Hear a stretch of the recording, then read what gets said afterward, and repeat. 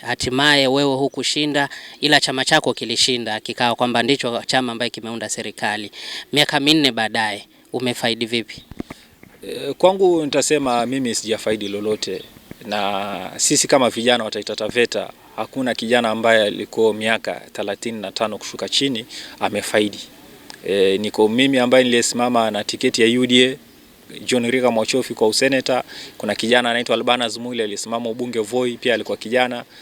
Na sijaona kijana mwingine ambaye amefaidika na UDA ama kupewa kazi na Mheshimiwa William Ruto. Na katika uchunguzi wangu ambao niliweza kufanya, nilijagundua pia kuna mambo ya gatekeeping.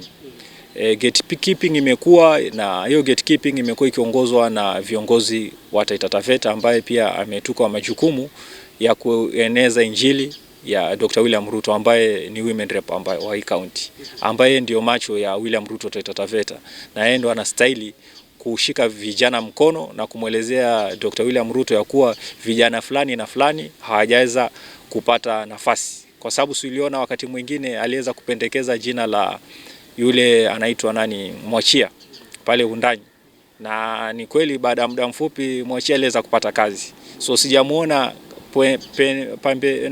pembe yote ya hii county ya Taita Taveta akiweza kusema kuna kijana alisimama na Dr. William Ruto, labda ni Albana Zumuli apewe kazi, labda ni Rika Mwachofi, labda ni Didas Mzirai ambao waliosimama na tiketi ya UDA, na ni vijana ambao walikuwa wanapigania Ruto wakati marehemu Mheshimiwa Raila Odinga na Uhuru Kenyatta walikuwa wameshikana ili Dr. William Ruto asiweze kuongoza nchi ya Kenya.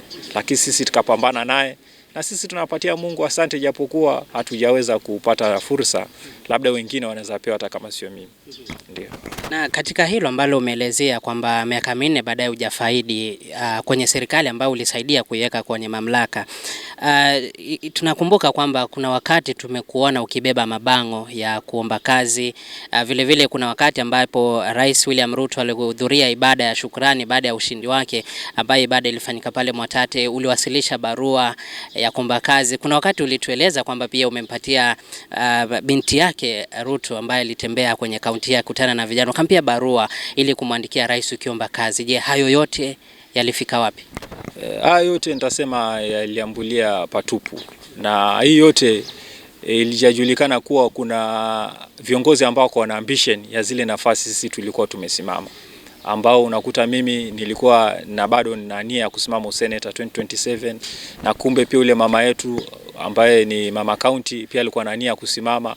Hasa utakuta kumekuwa na mambo ya gatekeeping, wanaogopa vijana kuweza kupata nyadhifa mbalimbali kama kaunti zingine. Vijana wanakuwa madirector, wanaweza pata resources na kuweza kutumia machinery ya serikali kuweza kufikia mwananchi na kumsaidia, ambapo ni rahisi mwananchi kumpatia kura.